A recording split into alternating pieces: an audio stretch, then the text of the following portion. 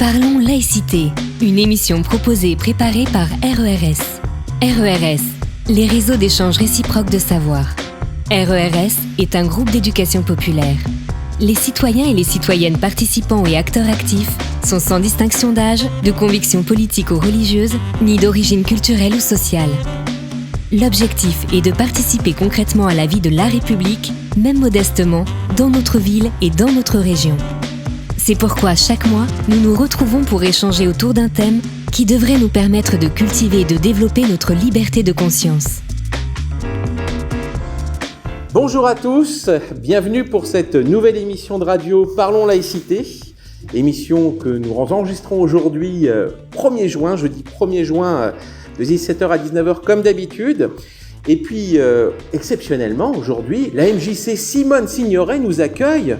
Nous sommes hors les murs et donc c'est une première. On remercie notre présidente de la MJC qui est présente dans la salle de nous accueillir pour cette émission.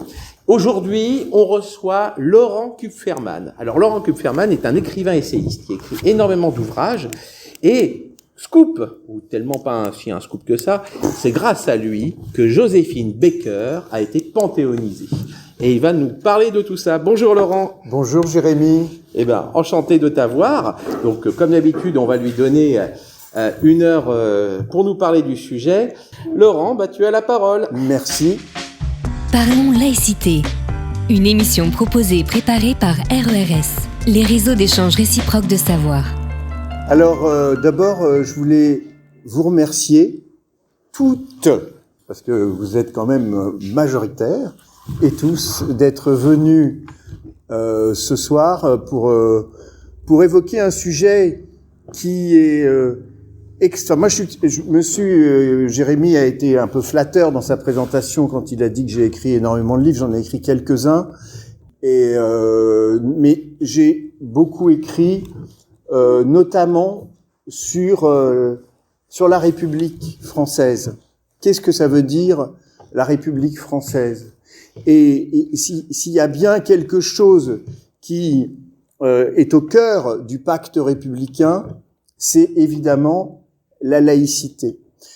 Je vais l'aborder de manière un tout petit peu historique, et ensuite je parlerai quand même d'une femme qu'il a aussi évoquée dans son propos liminaire, qui m'est chère, vous l'avez compris. C'est Joséphine Baker, parce que Joséphine, elle incarne, je crois, non pas la laïcité, parce que sur ces questions-là, elle était américaine, donc elle est née aux États-Unis, mais elle incarne les autres valeurs de la République qui sont pas moins importantes et qui sont proclamées dans le triptyque liberté, égalité, fraternité. C'est une femme qui incarne réellement, je le crois, ces valeurs-là. C'est une femme qui a incarné ces valeurs au point d'être rentrée dans l'histoire de France, ce qui n'était pas écrit à sa naissance. Voilà. Je vais pas, vous en parlerai un petit peu tout à l'heure. Je vais d'abord commencer par un petit propos sur la laïcité, petit propos historique. Dans un ouvrage que j'ai écrit avec Emmanuel Pierrat et qui est ressorti il y a un an, j'évoque la laïcité pour dire que la laïcité, d'abord, c'est quoi ? C'est la liberté, c'est l'émancipation, c'est la possibilité de se réaliser. Et c'est pour ça d'ailleurs qu'elle figure en bonne place dans les institutions de la République française. Depuis 1946, elle est même affirmée dans le premier article de la Constitution qui dispose que la France est une république indivisible, laïque, démocratique et sociale. Cet article est repris dans la Constitution de 58. Donc la laïcité, c'est un principe de vie en commun et de citoyenneté. Comme ça avait été dit par Daniel Morfoy, qui est un intéressant penseur, et qui disait que la laïcité a partie liée avec la liberté, l'égalité et la fraternité. La laïcité, ça n'est pas seulement une modalité de résolution des inévitables tensions entre le politique et le théologique, c'est aussi la garantie de la liberté de conscience, qui est un fondement pour les philosophes et qui est un fondement de toutes les autres libertés. Je crois vraiment que dans un moment où il y a une régression dans le monde entier de toute notre conception de ce qu'est la liberté, la laïcité, c'est vraiment un outil intellectuel et pratico-pratique qui célèbre et qui rend la liberté concrète dans la vie quotidienne. C'est vraiment, c'est un outil dont nous, évidemment, je parle devant des gens convaincus, mais c'est un outil dont nous devons faire sans arrêt la promotion, parce que c'est réellement un outil qui est formidable intellectuellement et dans la vie quotidienne. C'est un outil qui vous a permis à toutes et à nous tous de trouver des libertés qui sont en péril aujourd'hui. Vous regardez ce qui se passe du fait de la résurgence, du fait religieux dans une version un peu orthodoxe. Et toutes les religions sont frappées. On parle de l'islam parce que dans l'actualité, c'est la religion qui est la plus en pointe sur cette lutte contre la laïcité. Mais il n'y a pas que l'islam. Il y a aussi toutes les religions sont dans une puissance de revendication de ce désir de revenir dans le champ politique duquel elles ont été exclues, du moins poussées par le fait par l'évolution de l'idée laïque. Et ça, c'est très préoccupant. Ça, et ça sera, je crois, un combat qui ne cessera jamais. Il faut pas imaginer que on va y arriver en constitutionnalisant. C'est beaucoup plus complexe que ça. C'est vraiment, ça sera un combat quotidien et qu'il va falloir transmettre aux générations les plus jeunes, celles qui sont le moins sensibilisées par ces questions ou qui ont le sentiment que la laïcité, c'est quelque chose qui va à l'encontre de leur liberté individuelle, puisque j'ai vu que c'était le titre qui était marqué sur le petit papier que nous a donné notre ami Jérémy. Revenons quand même un moment à l'histoire, parce que c'est quand même ce qui fait partie de notre commun, l'histoire. Alors, ce sont des philosophes, évidemment plus particulièrement ceux des Lumières, qui posent les premiers jalons. Alors, de la laïcité, ça s'appelle pas encore comme ça, mais c'est l'articulation du religieux au politique. Et c'est un fait divers sordide qui donne l'occasion à des philosophes de s'exprimer sur cette question de l'émancipation par rapport aux faits religieux. Le 9 août 1765, un crucifix qui ornait le pont-neuf d'Abbeville est mutilé. Alors l'émotion populaire est réelle, et l'évêque d'Amiens décide de faire un exemple, et il ordonne aux fidèles de révéler tout ce qu'ils pourraient savoir sous peine d'excommunication. Alors les curés haranguent pendant les messes. Il y a une pression qui est mise sur les populations pour qu'elles désignent un responsable ou qu'elles donnent des informations pour essayer de savoir qui a profané, entre guillemets, ce crucifix du Pont-Neuf d'Abbeville. Et 3 noms sont cités, mais un seul va retenir l'attention des pouvoirs publics de l'époque. C'est celui de François-Jean Lefebvre, chevalier de la Barre, qui habite chez sa tante, qui est d'ailleurs abbesse de Villancourt. les forces ça s'appelle pas police, mais enfin bon, peu importe, les enquêteurs arrivent chez cette abbesse, perquisitionnent et chez le chevalier de la Barre, et qu'est-ce qu'ils trouvent? Bon, 2 livres érotiques, mais enfin c'est son âge, j'ai envie de dire, et puis un dictionnaire philosophique, celui de Voltaire.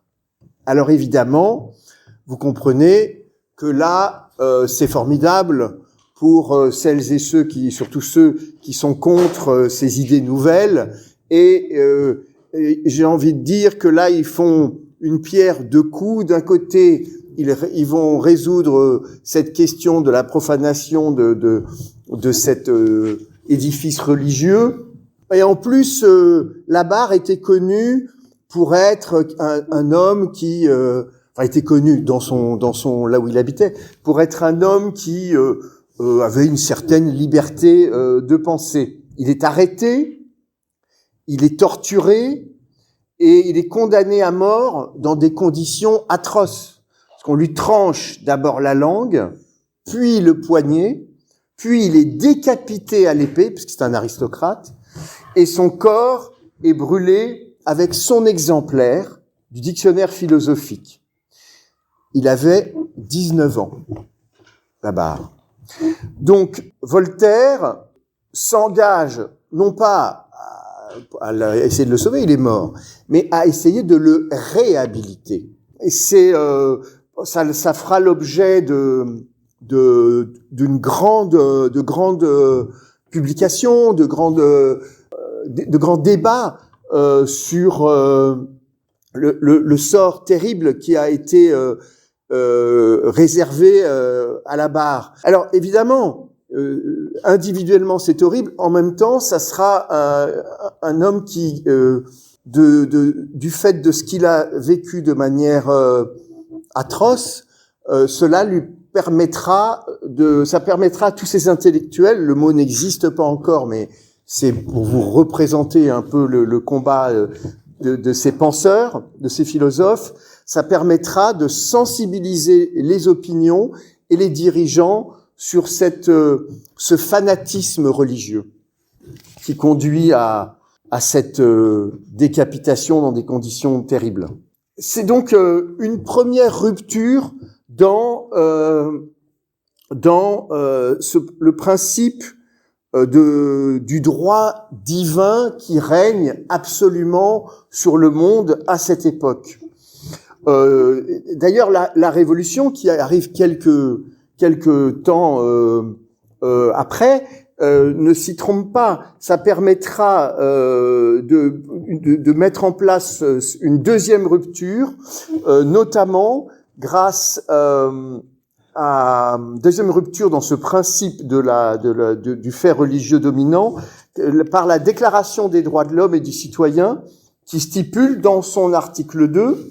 Alors ça peut nous paraître très en retrait par rapport à la loi de 1905, mais il faut remettre les choses dans leur contexte, que nul ne doit être inquiété pour ses opinions, même religieuses, pourvu que leurs manifestations ne troublent pas l'ordre public établi par la loi.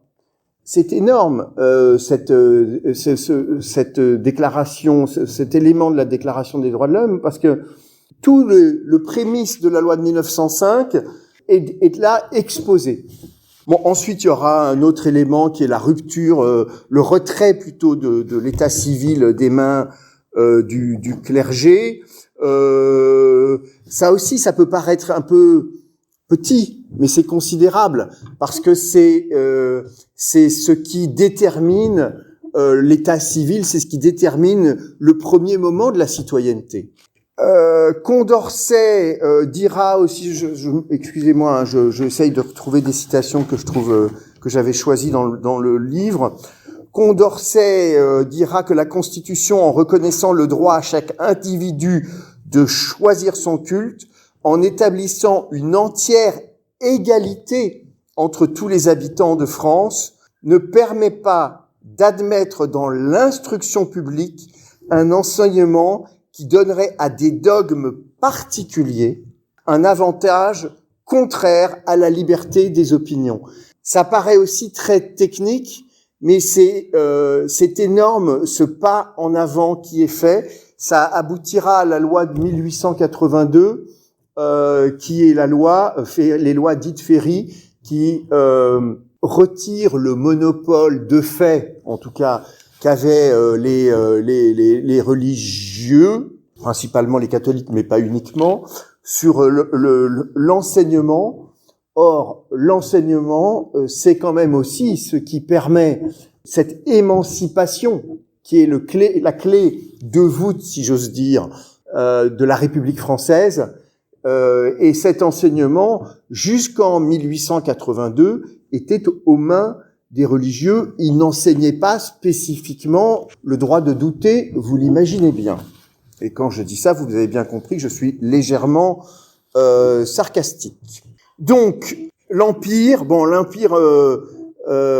instaure le Concordat, qui met un frein au mouvement de déchristianisation qui avait été amorcé par la Révolution, mais les acquis révolutionnaires restent quand même à peu près sauvés, le divorce, la liberté de culte. Et si la religion catholique, apostolique et romaine est confortée dans son rôle de religion majoritaire, elle n'est pas pour autant rétablie dans son rang de religion d'État.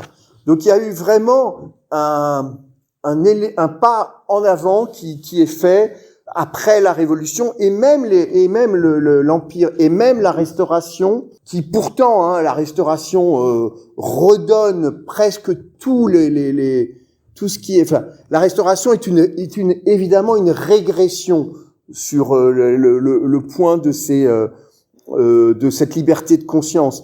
Néanmoins, c'est une régression qui restera provisoire. Alors arrive la Révolution de 1848. C'est une révolution qui se passe en France, mais qui ne se passe pas qu'en France. C'est un peu comme, alors comparaison n'est jamais raison, mais la révolution, on devrait dire les révolutions de 1848, un peu comme les printemps arabes, mais ça se passe en Europe, et on a un désir qui s'empare des peuples européens, de plus une soif de liberté. Ce qui avait été mis en avant par la Révolution française et l'ensemble des révolutions à travers l'Europe, qui avait régressé du fait la liberté n'est jamais acquise, comme je vous l'ai dit au début, c'est toujours un combat, et ça avait régressé, mais en 48, il y a vraiment un désir extrêmement fort, et en France, ça se traduit. Alors, pas très longtemps, mais c'est de manière très importante, c'est la Révolution de 1848 qui instaure la Deuxième République. Alors moi, c'est vrai que j'aime bien la Deuxième République, d'abord parce que c'est une république qui est un peu tombée dans l'oubli. Or, c'est une république qui instaure des choses qui sont tout à fait fondamentales. D'abord, le suffrage universel masculin, c'est vrai. Il n'est pas totalement complet, mais suffrage universel masculin, ça fait passer le corps électoral de 250 000 électeurs à 9 millions. C'est quand même pas rien.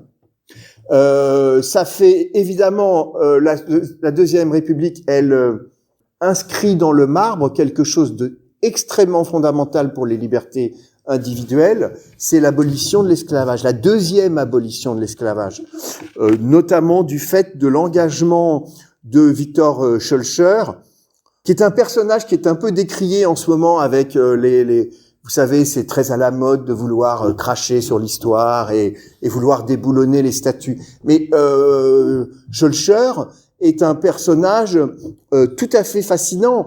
Il n'a pas reçu d'éducation, c'est pas un bon élève, voilà. Bon, c'est pas très grave, ça l'a pas empêché de faire ce qu'il a fait, d'être entré dans l'histoire. C'est le fils de porcelainier, donc il vient d'une famille plutôt bourgeoise. Et puis, comme ses parents voient qu'il n'est pas complètement un très très bon penseur, ils l'envoient à Cuba, ils l'envoient qui est pas un régime tel qu'il est aujourd'hui, il l'envoie aux États-Unis d'Amérique pour faire en fait pour être un représentant commercial de la fabrique de porcelaine, et ce qu'il fait d'ailleurs plutôt bien, et il se rend compte de quelque chose en arrivant sur place, il se rend compte de ce qu'est l'esclavage de manière concrète. Donc il passera pas plusieurs étapes, Schœlcher, il sera pas tout de suite un partisan de l'abolition, et en cela c'est pas inutile d'avoir un regard critique sur son parcours, mais c'est pas parce que il n'a pas tout de suite été un abolitionniste que son parcours n'est pas intéressant. Il avance au fur et à mesure. Au début, il est pour le fait d'améliorer les conditions de vie des esclaves. Il pense que si on abolissait spontanément, immédiatement l'esclavagisme, il y aurait un collapse de l'économie. Au fur et à mesure, il se rend compte que cette position est inepte, il avance et il aboutira intellectuellement à demander et à porter la loi de 1848 qui abolit l'esclavage. C'est avril, je crois, de mémoire, 1848, qui abolit l'esclavage. Donc ça aussi, c'est quelque chose qui est à mettre au crédit de la Deuxième République. Il y a autre chose, c'est la liberté de la presse. Ça paraît rien, mais c'est fondamental. Sans liberté de la presse, vous ne pouvez pas diffuser des idées nouvelles. Ça aussi, c'est la laïcité, les idées nouvelles. Donc, il y a quelque chose qu'on a signalé dans le livre et qui me plaît de vous rappeler ce soir, c'est qu'il était autorisé aux femmes à l'époque de financer un journal, mais pas de le diriger. Voilà. Je pense que chacune et chacun se fera un plaisir, entre guillemets, de ces contradictions, de cette inégalité entre les hommes et les femmes. Alors, il y a 1848, il y a, à l'occasion de la loi Fallou, qui est une loi qui veut faire cristalliser, on va dire, l'enseignement catholique. Il y a un homme qui est formidable, qui est Victor Hugo, et qui prend la parole à l'Assemblée, et je vais vous le citer, parce que on avait cité Victor Hugo, et je trouve que c'est formidable. Quand il parle de la loi Fallou, il dit « Je ne veux pas de la loi Fallou. Pourquoi ? Messieurs, cette loi est une arme. Une arme n'est rien par elle-même, elle n'existe que par la main qui la saisit. Or, quelle est la main qui se saisira de cette loi ? Là est toute la question. C'est la main du parti clérical. Messieurs, je redoute cette main, je veux briser cette arme, je repousse ce projet, car nous connaissons le parti clérical. C'est un vieux parti qui a des états de service. C'est lui qui monte la garde à la porte de l'orthodoxie. C'est lui qui a trouvé pour la vérité ces deux étés merveilleux, l'ignorance et l'erreur. C'est lui qui fait défense à la science et au génie d'aller au-delà du missel et qui veut cloîtrer la pensée dans le dogme. Tous les pas qu'a fait l'intelligence de l'Europe, elle les a fait malgré le parti clérical. Son histoire est écrite dans l'histoire du progrès humain, mais elle est écrite au verso. Voilà déjà longtemps que la conscience humaine se révolte contre vous et demande « Qu'est-ce que vous me voulez ?» Voilà longtemps déjà que vous essayez de mettre un bâillon à l'esprit humain et vous voulez être les maîtres de l'enseignement. Il n'y a pas un poète, il n'y a pas un écrivain, il n'y a pas un philosophe que vous n'acceptiez. Et tout ce qui a été écrit, trouvé, rêvé, déduit, éliminé, inventé par les génies, le trésor de la civilisation, l'héritage séculaire des générations, le patrimoine commun des intelligences, vous le rejetez. Si le cerveau de l'humanité était là, devant vos yeux, à votre discrétion, ouvert comme la page d'un livre, vous y feriez des ratures. Et vous réclamez la liberté d'enseigner, tenez, soyons sincères, entendons-nous sur la liberté que vous réclamez, c'est la liberté de ne pas enseigner. Moi, je trouve que ces lignes, qui datent de 1848, elles sont extrêmement modernes. Elles résonnent aujourd'hui avec ces libertés individuelles, celles des femmes, bien entendu, mais pas uniquement, celles des minorités sexuelles aussi, qui sont menacées par ce reflux du fait religieux qui veut à nouveau s'inscrire dans le champ politique. Je crois qu'ici, vous êtes toutes et tous conscients et sensibilisés à cela. Il y a un homme aussi dont je voudrais parler, qui est Ferdinand Buisson, parce que Ferdinand Buisson, c'est un homme que je trouve tout à fait extraordinaire, qui était... on parle beaucoup de Ferry à juste titre, mais puisque c'est Ferry qui a porté sur la loi qui permet l'émancipation par l'instruction, mais c'est quand même l'homme qui était à la manœuvre, c'est Buisson. Et Buisson, alors Buisson c'est il est protestant à l'origine, et c'est un républicain très engagé, et je cherche le discours que je voulais vous citer, dans lequel il intervient. Il est professeur de pédagogie à la Sorbonne. Il est à la Ligue des droits de l'homme du temps de sa grande époque. Il est aussi un membre éminent de la Ligue de l'enseignement. Et il a été, Ferdinand Buisson, il a reçu en 1927, on l'oublie souvent, le prix Nobel de la paix pour service rendu à l'humanité. Alors on l'oublie parce qu'en fait il a été co-prix Nobel de la paix. Il l'a pas eu entièrement. C'est un esprit libre dans un monde libre. C'est un homme qui a posé l'ensemble des éléments qui permettront à la loi Ferry de s'inscrire, aux lois Ferry, puisqu'il y en a plusieurs, de s'inscrire dans la réalité pratico-pratique de l'instruction et puis plus tard de l'éducation nationale. Alors, évidemment, je pourrais vous parler de Combes aussi. Ben, je vais vous parler de Joséphine, puisque je pense que en général, on me demande d'en parler. Pourquoi je vais vous parler de Joséphine? Non pas pour la laïcité, parce que c'est pas quelque chose qui était... elle n'a pas apporté grand-chose à l'idée de laïcité, faut pas mentir. Bon.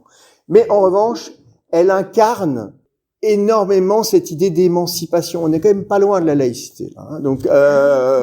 Donc, Joséphine, elle est née, c'est bientôt son anniversaire, elle est née le 3 juin 1906 à Saint-Louis, dans le Missouri, dans une famille extrêmement modeste.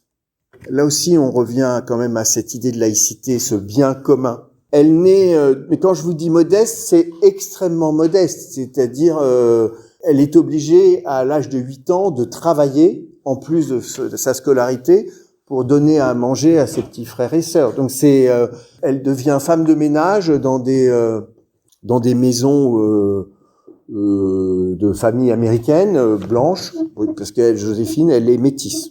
Elle est née dans un ghetto noir. Et elle est née dans un pays, les États-Unis d'Amérique, qui pratique à cette époque la discrimination raciale. Ça veut dire qu'il y a des autobus pour les blancs, des autobus pour les noirs, des écoles pour les blancs, des écoles pour les noirs, des églises pour les blancs, des églises pour les noirs, que toutes les vies sont cloisonnées. Là aussi, on revient quand même à l'idée de laïcité, cette idée qu'il faut séparer les gens en fonction de leur naissance, qu'il faut pas les réunir dans quelque chose qui est universel, c'est-à-dire dépasser les singularités et aller se rattacher en se souvenant qu'on est toutes et tous issus du genre humain.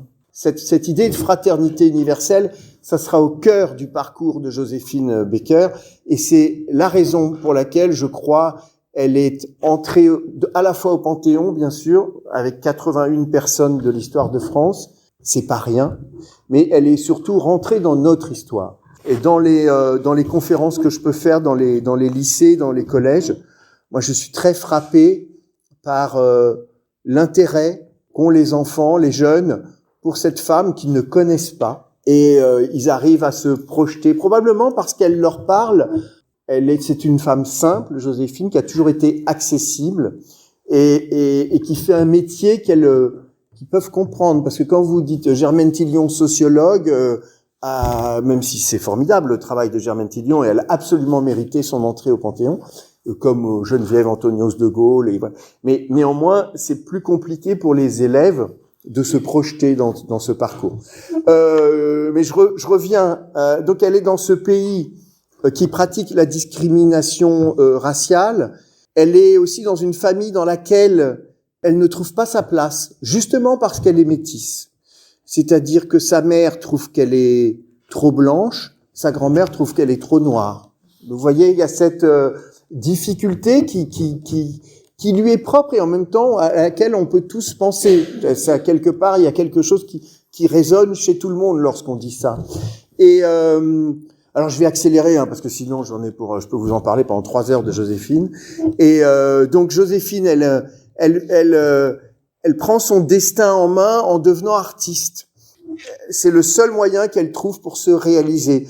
Elle va dans une troupe où elle peut travailler en tant que femme métisse, c'est pas si simple que ça. Ça finit par bien marcher, même si au début elle doit franchir des obstacles qui lui pensent qu'elle est trop petite, qu'elle est trop maigre ou trop ronde, les obstacles que vous devez toutes connaître lorsqu'on veut pas vous faire travailler. Mais elle franchit les haies une par une et elle finit par arriver dans une troupe qui est à Philadelphie. Elle va dans cette troupe qui va à New York et à New York elle commence à avoir un petit succès. Alors elle n'est pas Joséphine Baker, non, qu'elle aura avec son deuxième mari qu'elle épouse à 14 ans. Je précise ça parce que c'est ça aussi. La laïcité, ça, voilà, vous voyez, ça nous fait quand même. Alors, pourquoi elle épouse Willie Baker, puisque c'est son nom? D'abord, c'est parce c'est une manière pour elle de quitter le giron familial et de se séparer de son premier mariage qu'elle avait fait à 13 ans avec Willie Wells, qui était alcoolique et qui la battait. Vous voyez, Joséphine, tout ce qu'elle porte symboliquement, et ce qui quand même peut aussi nous parler, même si on n'est pas dans le cœur du sujet, on y est quand même. Parce que cette difficulté pour les femmes à cette époque et toujours aujourd'hui, certains le voudraient, d'être dans cet idéal d'égalité, dans cet idéal d'émancipation, elle était tout à fait réelle dans la vie de Joséphine. Et donc elle épouse Willie Baker, elle va à New York, elle a un petit succès, et puis une femme, Madame Reagan, qui n'a rien à voir avec le président qu'on va connaître, mais qui est l'épouse du chef de la légation américaine à Paris, va à New York parce qu'elle veut monter pour le Théâtre des Champs-Élysées un spectacle qui s'appelle La Revue Nègre. Alors pourquoi La Revue Nègre à Paris? Il y avait eu lors du premier conflit mondial un envoi de troupes américaines dans lesquelles il y avait énormément de soldats afro-américains. Et ça avait, alors plus évidemment le fait colonial, bien entendu, mais ça avait créé une appétence pour la culture afro-américaine. Donc il y avait une mode de la culture afro-américaine à Paris. Tous les grands artistes et intellectuels s'étaient emparés de ce sujet. Et du coup, le directeur du Théâtre des Champs-Élysées veut faire une revue nègre. Et Joséphine, elle est castée, elle est choisie à New York pour participer à cette revue qui est créée en 1925. Donc là, il va y avoir bientôt le 100e anniversaire de la revue nègre et le 50e anniversaire de la mort de Joséphine. Ça sera en 2025. Et donc là, moi, vous le savez déjà, du moins pour ceux qui connaissent son histoire, c'est un succès triomphal. Elle devient très vite l'icône du tout Paris, l'icône des intellectuels, mais elle est aussi, au même moment, victime d'une campagne de dénigrement des mouvements qu'on pourrait comparer à la Manif pour tous, si vous voulez, un exemple quotidien. C'est-à-dire que pour eux, ils font paraître des encarts dans la presse en disant « N'allez pas voir la vicieuse Joséphine Baker sur scène, elle est divorcée 2 fois, elle danse nue, elle n'est pas blanche. » Donc il y a vraiment 2 mouvements. D'un côté, il y a un mouvement très positif, très en faveur de Joséphine, on va dire chez les intellectuels, les artistes, bon. Mais chez les conservateurs et chez les ultras, le parti clérical, bon, si vous voulez, pour simplifier les choses, il y a un mouvement de rejet et que moi j'ai senti. Alors ça n'a pas été énorme parce que lorsqu'on a fait cette campagne pour l'entrée au Panthéon, il y a eu une ouverture des esprits. Il y avait un alignement des planètes. Je peux pas vous expliquer. En tout cas, ça s'est assez bien passé et assez vite passé. Néanmoins, il y avait quand même de la part de certains mouvements encore cette espèce de résonance. Quand même, Joséphine Baker, c'est une petite artiste. C'est une femme qui dansait nue sur scène. C'est une petite musique qui a été réduite au silence par les engagements de Joséphine Baker pendant la Résistance, par les engagements de Joséphine Baker. Bon, vous savez qu'elle est quand même, elle devient française en 37, Joséphine, quand elle épouse Jean-Léon Lévy, qui est un sucrier. C'est son 3e mari et c'est son 4e homme dans sa vie. Et quand elle épouse Jean-Léon Lévy, le 30 novembre 1937, c'est pour ça que cette date du Panthéon a été choisie, c'est le moment où elle devient française, elle épouse les valeurs de la République française. Elle n'épouse pas que Jean-Léon Lévy, elle épouse les valeurs de la République française, parce que quand elle arrive en France, Joséphine, elle découvre un pays, n'oubliez pas d'où elle vient, la discrimination raciale. Elle arrive en France, elle découvre un pays où un homme blanc, lorsqu'elle est descendue du train, lui a tendu la main, lui a souri, et c'est pour la première fois, elle s'est sentie une femme, une personne et non plus une couleur. Et c'est pour ça qu'elle tombe amoureuse de la France, de ses valeurs universalistes. Alors, je suis pas en train de vous dire qu'il n'y a pas de racisme en France. Bien entendu qu'il y a du racisme en France. Dès qu'il y a 3 êtres humains, il y a du racisme, de toute façon. Et il y a de la discrimination. C'est comme ça, malheureusement. Et il faudra sans arrêt se battre contre ça. Néanmoins, elle arrive dans un pays dans lequel elle trouve une place. Et soyons fiers de ça. Soyons fiers de cette histoire. Soyons fiers de ces valeurs qui ont permis à des hommes et des femmes de réaliser leur destin. C'est la République du possible, Joséphine Baker. Alors, encore une fois, ne soyons pas naïfs. Tout le monde ne rentrera pas au Panthéon, tout le monde ne peut pas réaliser son destin de la même manière. Néanmoins, c'est ça qu'elle défend lorsqu'elle rentre en résistance. C'est ça qu'elle défend en ne collaborant même pas une seconde avec le régime de Vichy. Tout de suite, dès que le régime de Vichy est mis en place, elle quitte la capitale. Elle s'installe au Milan, donc en zone sud, en zone où il n'y a pas de collaboration. Pas tout de suite, du moins. Et tout de suite, elle fait d'abord de la résistance avec le capitaine Aptet. Donc elle fait de l'espionnage, comme c'est une star, elle a le droit de bouger, elle a le droit de circuler, et même d'ailleurs les douaniers lui demandent plus des autographes que ses papiers. Mais néanmoins, elle fait du renseignement, elle fait circuler des informations. Ça nous paraît un peu bébête aujourd'hui, mais il n'y a pas Internet, il n'y a pas les portables. Faire circuler une information, où sont les tanks, quels soldats étaient là, quel militaire ou quel ambassadeur était là, et qu'est-ce qui a été dit, c'est compliqué le renseignement à l'époque. En tout cas, c'est différent. Et elle joue ce rôle, elle prend des risques, parce qu'elle aurait pu être arrêtée, lors d'un passage de frontière.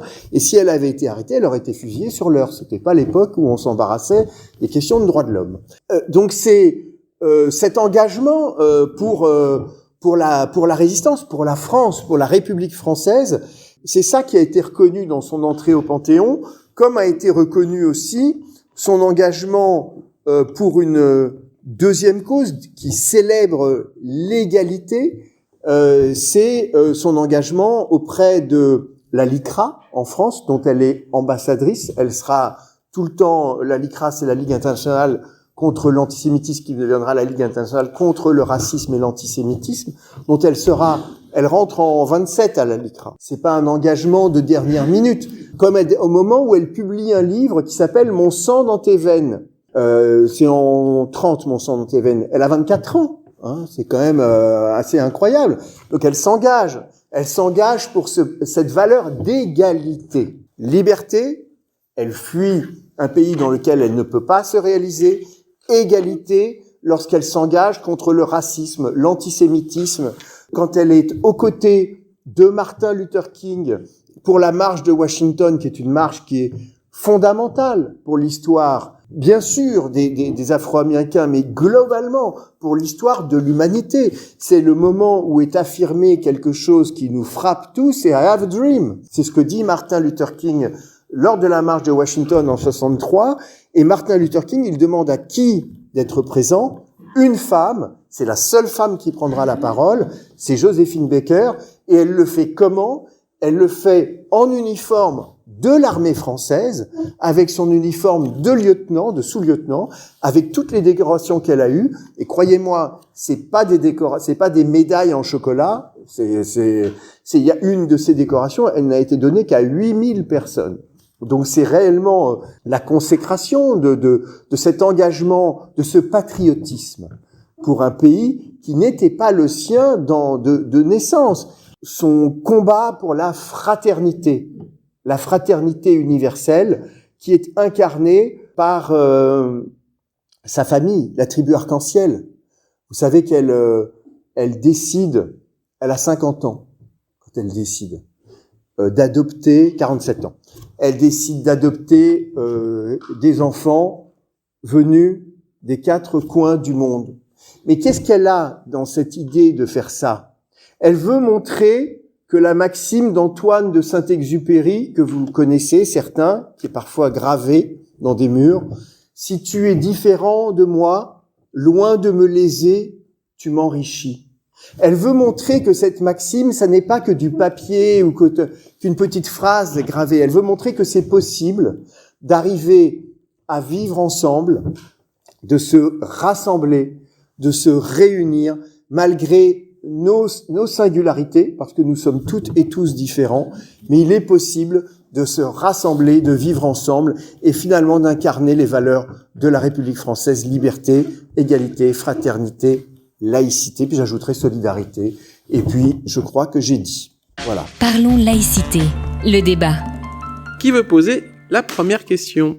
Alors, je voudrais juste, de ma toute petite connaissance dans ce domaine, j'ai suivi cette année et les années précédentes des cours avec un grand mot qui s'appelle la géopolitique à l'UTL, l'Université du Temps Libre, et il y avait des cours qui parlaient justement religion et politique, et un des derniers cours disait, je résume parce que j'ai pas relu mes cours et à mon âge on oublie beaucoup, donc j'ai un souvenir un peu léger. Il a été dit par le prof, les guerres de religion n'existent pas, ce sont uniquement des guerres politiques, la religion étant, on va dire, un habillage.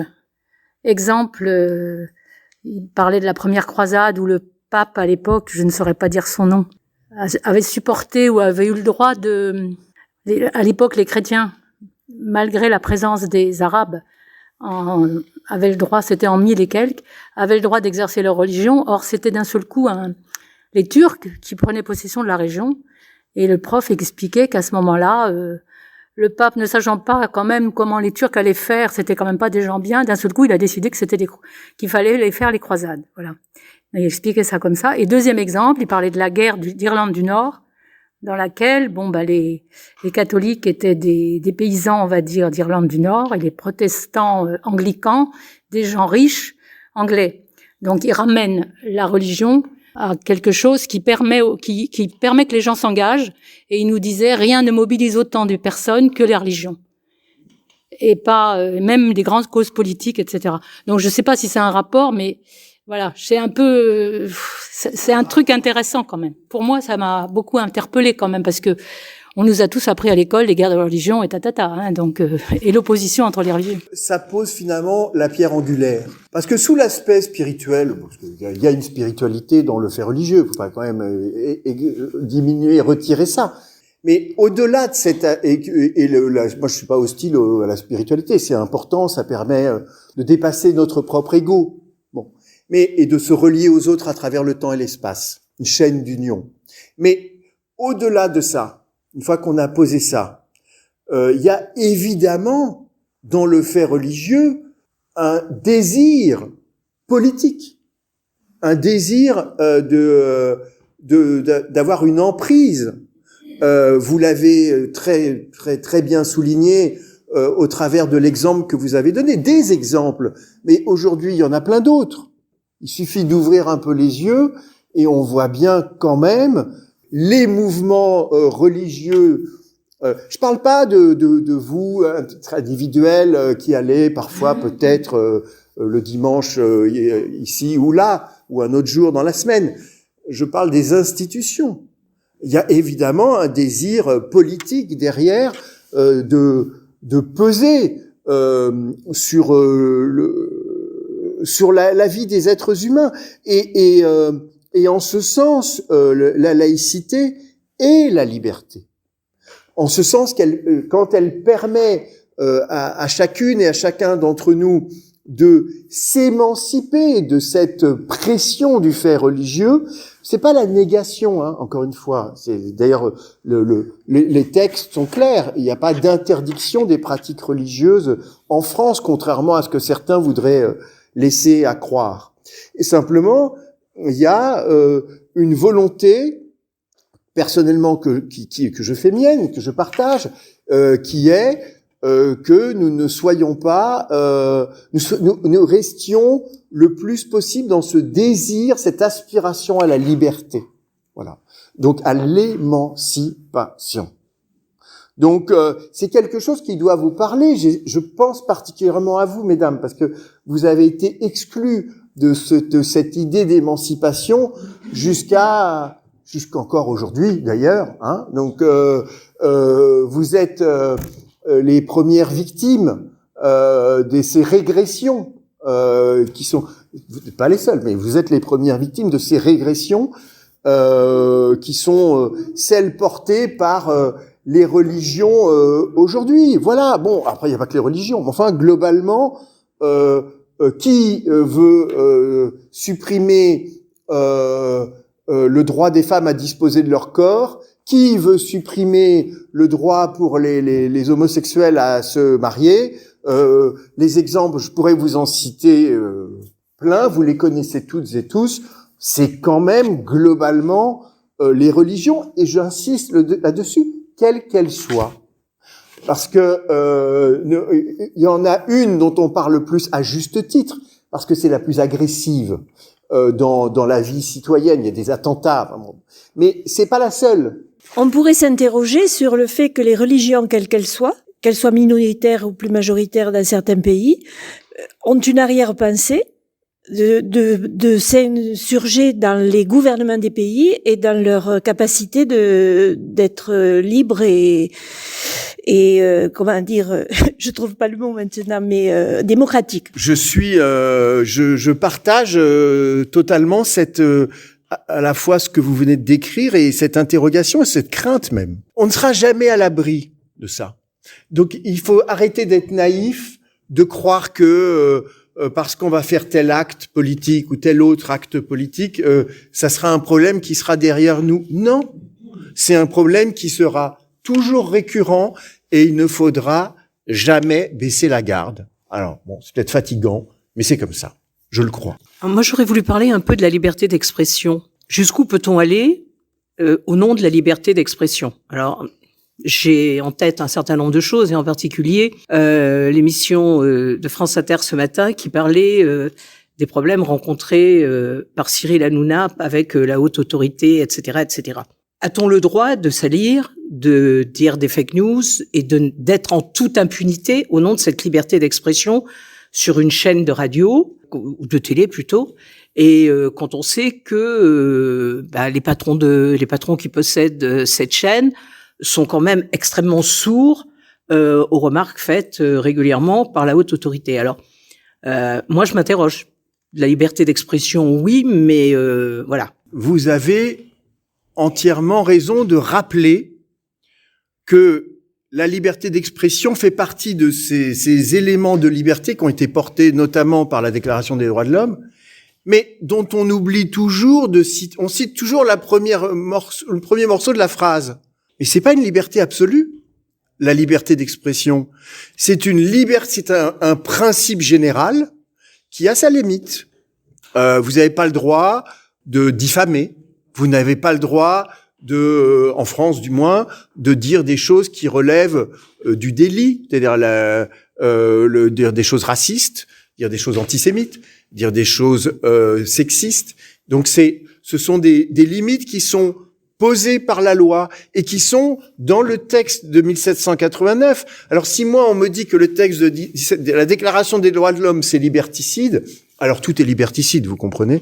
Donc la liberté d'expression est un droit fondamental, mais qui a des limites qui sont posées par la loi. C'est ainsi que c'est posé par la Déclaration des droits de l'homme, qui fait partie du bloc de constitutionnalité. Je veux ajouter, il y a une seule liberté qui est absolue, c'est la liberté de conscience. Mais pourquoi elle est absolue ? Parce que pour le moment, il n'y a pas de moyen d'aller chercher ce qu'on a dans la tête. Donc, ne soyons pas naïfs. C'est pour le moment une liberté absolue, jusqu'au jour où peut-être, j'espère que non, mais enfin, vu l'avancée de la technologie, il y aura peut-être je ne sais pas, enfin, on verra. Ne soyons pas trop en avance sur la technologie. Mais voilà, donc la liberté d'expression n'est pas à sa limite.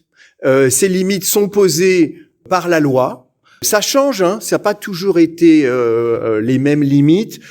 Ça dépend des pays. Aux États-Unis, par exemple, vous avez le droit de dire qu'Hitler était merveilleux, mais vous n'avez pas forcément le droit de montrer une femme nue. Donc, je pense que c'est quand même lié aussi aux histoires. Nous, on a vécu on est passé par des drames qui ne sont pas complètement les mêmes.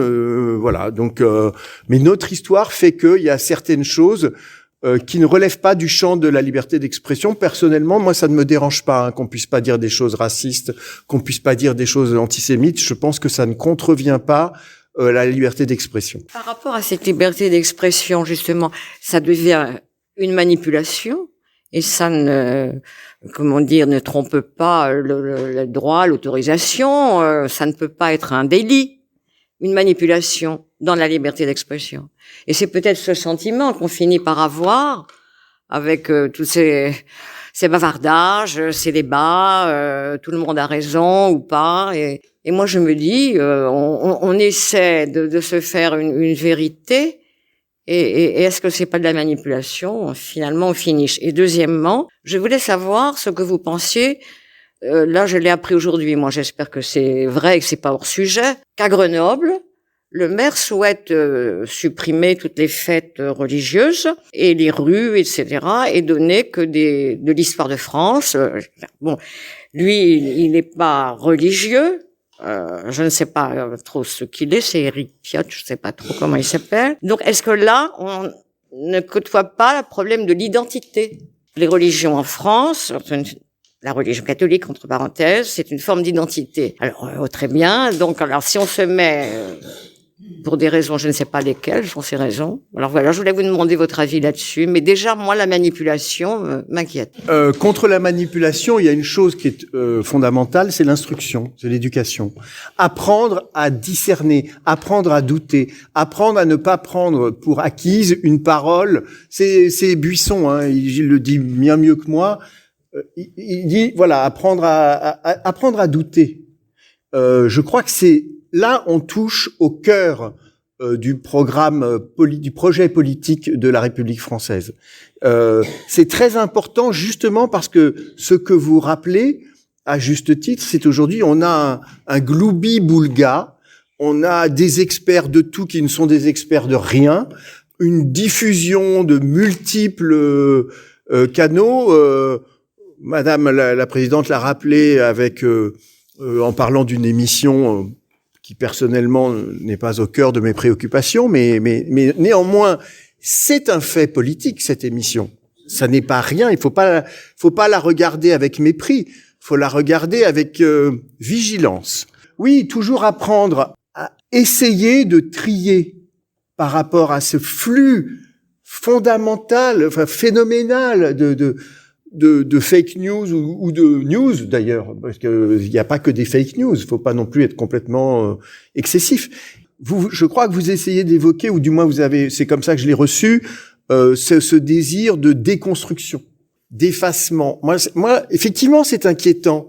Je crois qu'il faut, et ça rejoint un peu ce que je vous ai dit tout à l'heure, il faut pas déboulonner. Ça n'a aucun sens. Sinon, on va raser Auschwitz. Parce que ce qui s'est passé là-bas est tellement terrible qu'il faut l'effacer. Or, ce qui est important, c'est de transmettre à la fois l'éducation, le discernement, le regard critique. On a oublié ce que c'est que le regard critique.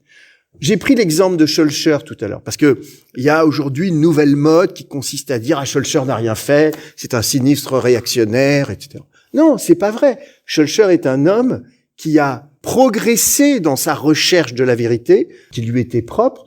Il n'a pas été peut-être jusqu'au bout de sa démarche, mais c'est toujours tellement simple de regarder le passé avec les lunettes du présent.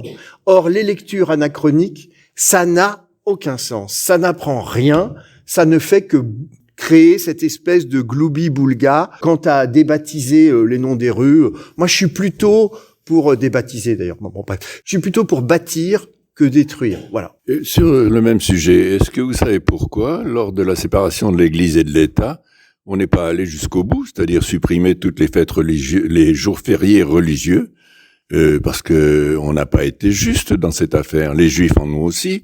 Les musulmans, il y en avait pas beaucoup en France, mais ils en ont aussi des jours fériés, ou ils pourraient en avoir. Pourquoi est-ce qu'on n'a pas été jusqu'au bout ?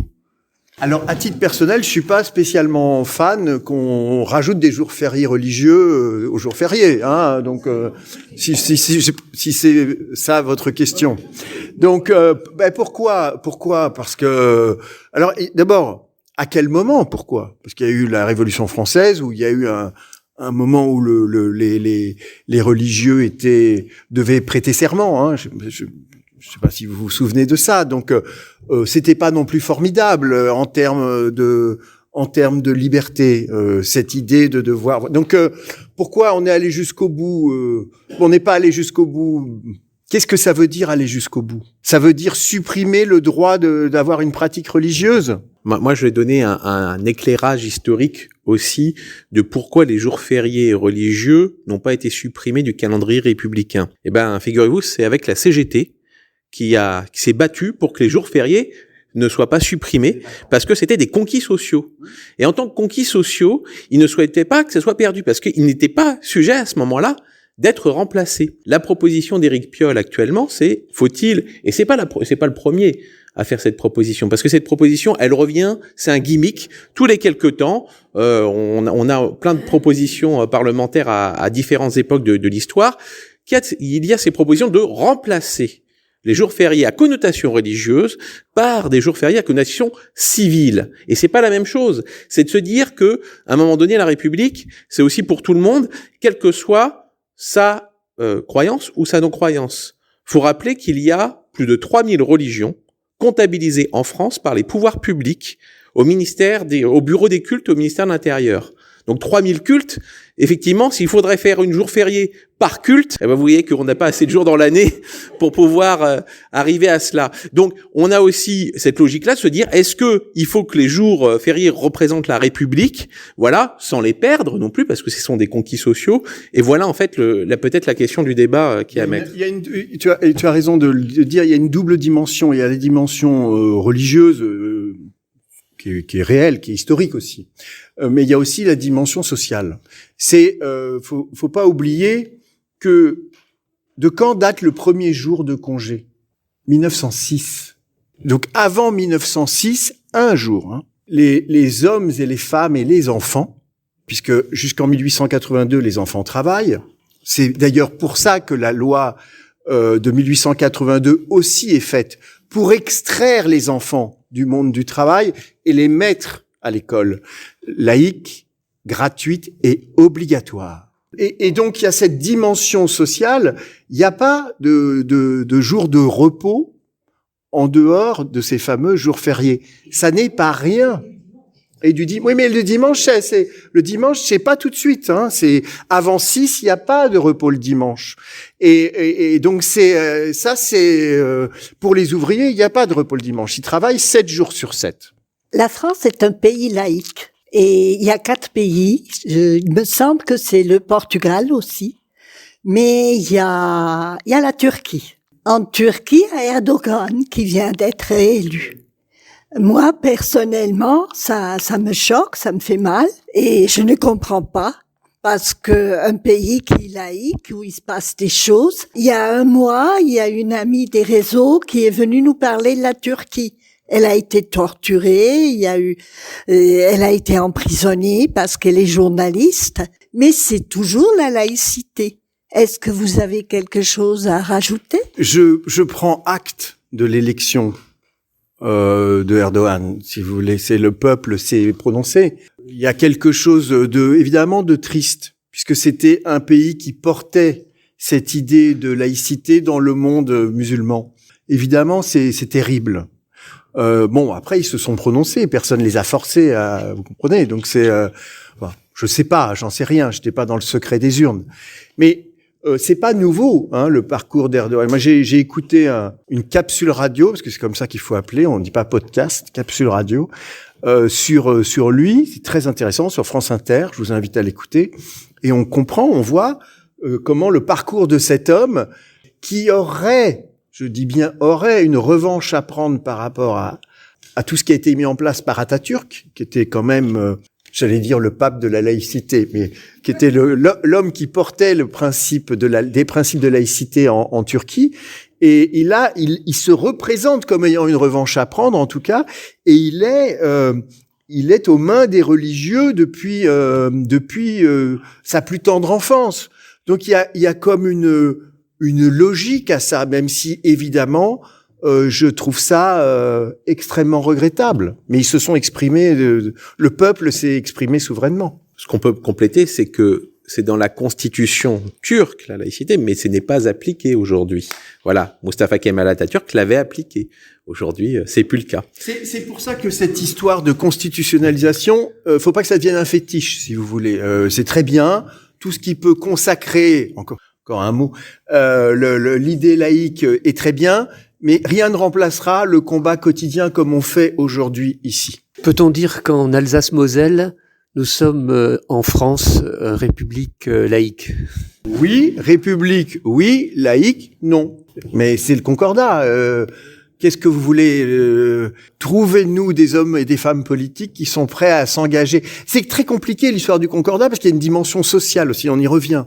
Donc il y a des avantages sociaux qui sont liés au concordat qui font que c'est pas aussi simple que ça évidemment moi je suis pour son abolition, mais c'est pas aussi simple que ça quand on est un homme et une femme politique élus d'aller porter ça à l'Assemblée nationale. C'est plus compliqué qu'il n'y paraît vu de l'extérieur. Donc je pense que tout le monde ici, et même beaucoup plus loin qu'ici, souhaite qu'une laïcité s'installe et soit bien installée et bien respectée. Donc il faudrait pas. Comment faire pour que tout le monde ait ces idées laïques? Comment les enseigner et ne pas tomber dans l'écueil que cette laïcité devienne une religion? C'est pas les amis de la laïcité qui disent ça en général, pardon, hein, c'est pas pour vous. Mais cette idée que ça serait un dogme, oui, probablement, il y a certainement des dogmatiques de la laïcité. Mais enfin, pardonnez-moi, ça reste un petit problème par rapport aux autres dogmatiques, hein, auxquels la laïcité essaye de de porter cette émancipation et ce désir de liberté. Donc oui, il faut éviter l'écueil du dogmatisme, mais d'une manière générale. En tout dans la vie, il faut éviter l'écueil du dogmatisme. Et comment faire? Eh ben, de la transmission, de l'éducation, des réunions comme vous en faites ici, des émissions comme en fait Jérémy. C'est un combat quotidien, mais ça peut être aussi en allant faire ses courses ou j'en sais rien. Quand vous êtes témoin de quelque chose qui semble aller contre ces principes-là, faut pas, même si c'est pas simple, hein, j'en ai bien conscience, mais faut pas hésiter à le dire, à porter, à incarner ces valeurs qui sont des valeurs magnifiques. Ce sont des valeurs qui nous permettent de nous réaliser. C'est pas de détruire les religions, hein, c'est de nous réaliser en liberté. Il faut rappeler que la laïcité n'est pas une opinion, c'est la liberté d'en avoir une. Et c'est ça qui est tout à fait intéressant. C'est que la laïcité, elle permet la liberté de culte. Elle a une limite, la liberté de culte, c'est le respect de l'ordre public. Et qu'est-ce que c'est l'ordre public? C'est trois composantes: la sécurité publique, la tranquillité publique et la salubrité publique. Salubrité publique, on dirait santé publique aujourd'hui. Voilà. Donc, tranquillité publique. Est-ce qu'on a le droit, au nom de sa religion, de faire du bruit à 2h du matin? Non. Parce qu'on va réveiller le voisinage. Sécurité publique. Est-ce qu'on a le droit de faire des sacrifices rituels d'humains, comme ils peuvent se faire dans des religions polythéistes en Amérique du Sud, comme les Aztèques, les Mayas? Non, on ne peut pas, parce que ça va aller à l'encontre des lois de la République. Est-ce qu'on a le droit de laisser son corps, comme les zoroastres peuvent le faire dans leur religion, dans la nature pour se faire dévorer par les animaux? Bah non, on ne peut pas, parce qu'il y a un problème d'hygiène publique, là, de salubrité publique, de santé publique, parce qu'il y a des maladies qui risquent de se propager. Mais à part ces trois limites, on a le droit à la pratique, comme on veut, de culte. On a le droit de créer des cultes. Voilà, 3000 cultes, vous imaginez la différence. Donc, c'est une capacité, au contraire, de respecter la liberté de culte qu'est la laïcité. Et donc ça, c'est une force assez extraordinaire. La laïcité, c'est la liberté dans une forme, je trouve, presque la plus aboutie, puisque c'est, comme l'a répété Jérémy, c'est le droit de croire, c'est le droit de douter, et c'est le droit de ne pas croire, dans le respect de l'ordre public, bien entendu. Mais ça, c'est valable pour toute activité humaine. Il faut respecter l'ordre public. Et la pratique religieuse n'y échappe, et tant mieux. Et donc, mais on a une liberté plus importante. Je vous rappelle qu'il y a 12 pays qui condamnent à mort l'athéisme, par la peine de mort. C'est quand même, on n'est pas dans la liberté. Le droit de douter, c'est quand même formidable. C'est quand même la base même de l'idée de liberté. Donc, ne laissons pas s'installer cette idée que la laïcité serait une régression de la liberté. C'est l'inverse. La laïcité, c'est la liberté. D'abord, merci pour votre intervention. Ce qui m'a frappé dans votre allocution, notamment quand vous avez évoqué la mémoire de Josephine Baker, c'est cette notion d'émancipation que je trouve rarement, voire extrêmement rarement, associée à la laïcité, particulièrement dans le débat public. Et j'aurais voulu vous entendre sur justement peut-être la difficulté qu'ont, y compris certains spécialistes de la laïcité, à finalement la réenchanter et à faire comprendre, notamment auprès de la jeunesse, finalement cette puissance d'émancipation qui est au cœur de la laïcité. Je fais le même constat que vous et je le regrette. Je pense que c'est une des clés pour que les jeunes s'approprient le cœur de cette ambition émancipatrice. C'est si on leur explique ce que la laïcité permet, je crois qu'ils le comprennent. Moi, je l'ai vu avec Josephine Baker, une femme américaine née en 1906. Bon, a priori, ça partait pas gagnant.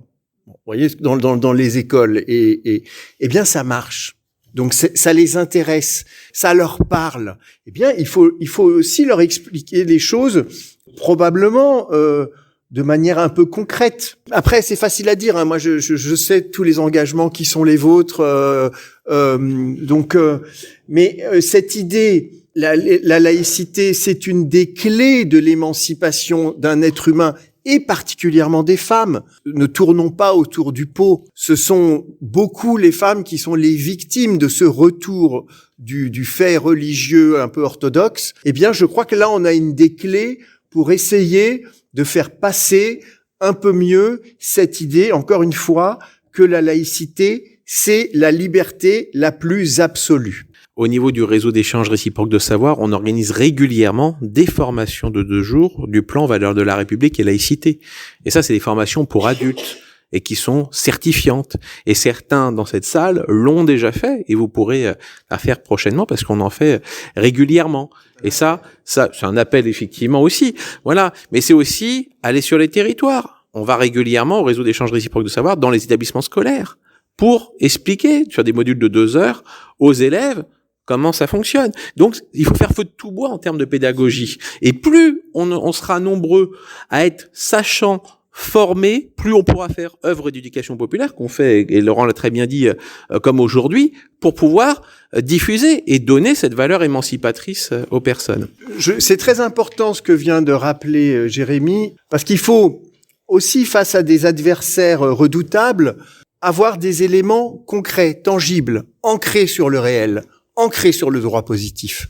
Parce que une des forces des adversaires de la laïcité, c'est d'avoir créé un état de confusion. Et les hommes et les femmes qui sont en situation dans lesquelles il y a des difficultés n'ont pas toujours le bon réflexe, ne savent pas toujours quel est le texte auquel se référer, quelle est la situation à laquelle ils pourraient, contre laquelle ils pourraient se lever. Donc c'est très important tout ce que vous faites parce que ça remet les choses dans l'ordre public, dans la loi, dans le règlement. C'est très concret, c'est très utile. Et là, ça rejoint un peu cette idée sur l'émancipation, parce que c'est pas uniquement par l'incantation des grands principes qu'on peut y arriver. Il faut que ça soit incarné.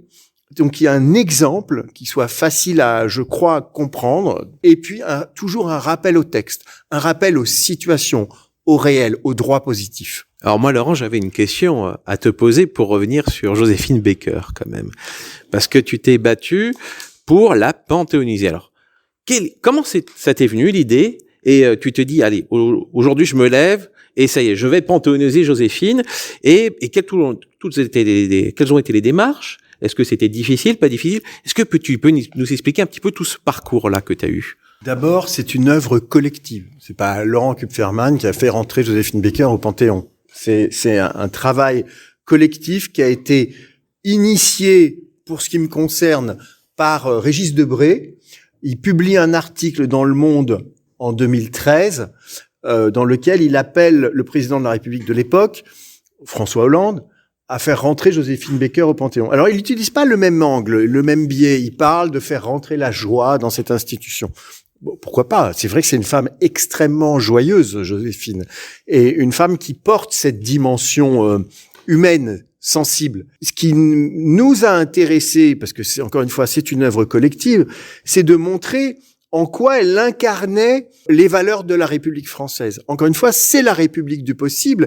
C'est une femme, c'est une immigrée, pour dire les choses comme on pourrait le dire aujourd'hui. Elle n'est pas blanche, disons-le, et elle arrive à, malgré tous ces obstacles, même si c'est pas parce que c'est une femme, et c'est pas parce qu'elle n'est pas blanche qu'elle est rentrée au Panthéon. Elle est rentrée au Panthéon pour l'ensemble de ses engagements qui ont été se battre pour la liberté, se battre pour l'égalité, se battre pour la fraternité, être résistante, être aux côtés des associations de lutte contre le racisme et l'antisémitisme.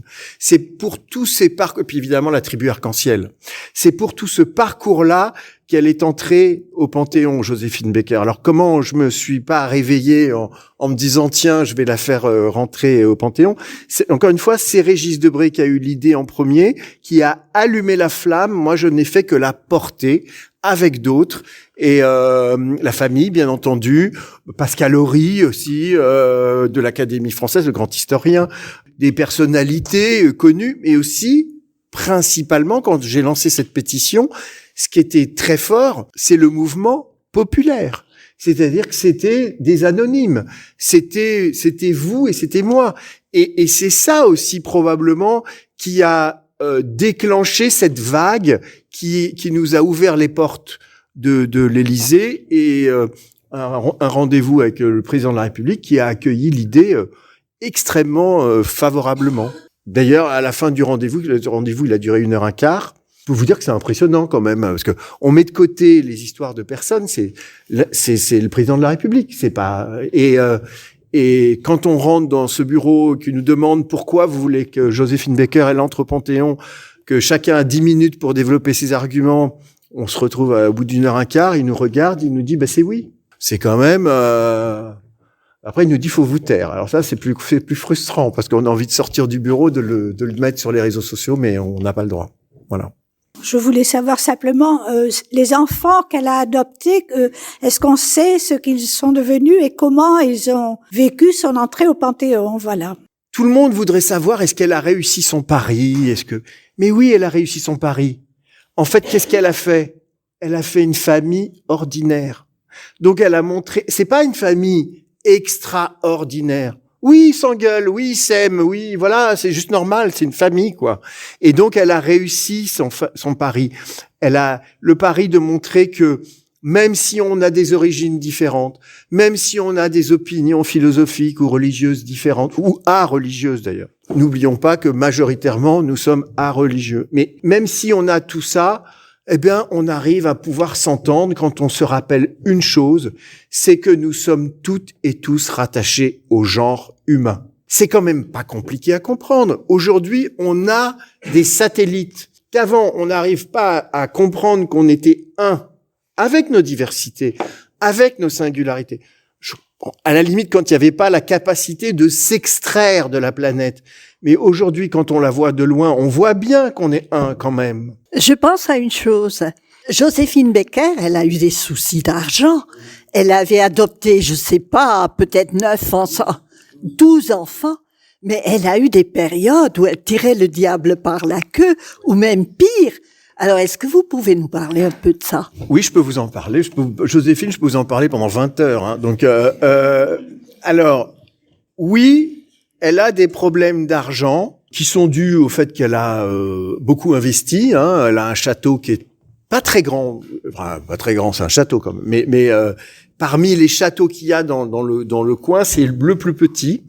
C'est un grand domaine qui fait 500 hectares. Alors, elle a beaucoup investi aussi d'argent pour faire venir l'électricité, mais pas que pour le château. Quand elle fait venir l'électricité, elle la donne pour tout le village. Quand elle fait venir l'eau, elle la donne pour tout le village. Donc c'est l'esprit Joséphine. Alors, c'est pas une femme d'argent, mais bon, c'est pas grave, c'est une grande artiste. Une des difficultés qu'on rappelle peu et qui pour moi est pourtant centrale dans ces problèmes d'argent, c'est que Joséphine, elle demande par contrat que lorsqu'il y a un concert aux États-Unis, pendant la période où c'était un peu compliqué, ça soit des concerts en mixité. Mixité pas homme-femme, mixité blanc, pas blanc. Et évidemment, elle perd énormément de contrats du fait de cette exigence. Donc, elle a placé son idéal avant les questions matérielles. Effectivement, ça l'a mise en difficulté, mais probablement que si elle avait fait l'inverse, c'est-à-dire mis le matériel avant son idéal, eh bien, elle ne serait pas au Panthéon aujourd'hui. Elle aurait probablement eu plus d'argent, mais elle ne serait pas au Panthéon. Et c'était ça, cette femme, je crois qu'on peut la résumer à ça.